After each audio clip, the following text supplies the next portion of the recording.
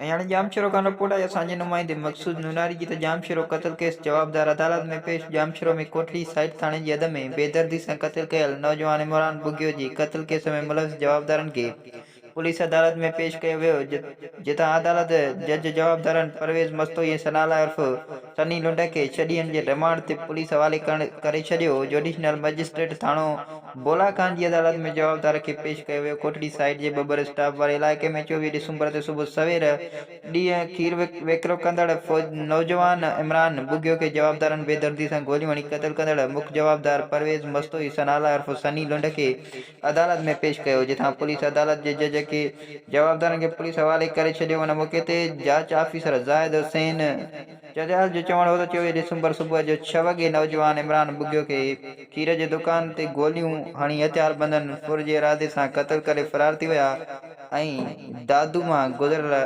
ॾींहुं गिरफ़्तार कयो वियो आहे।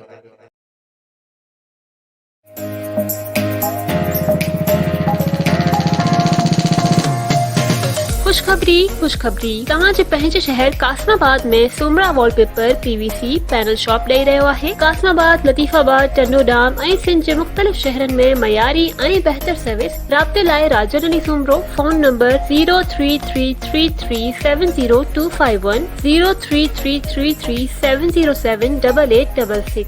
नोट व्हाट्सएप पिण साॻी नंबर ते आहे।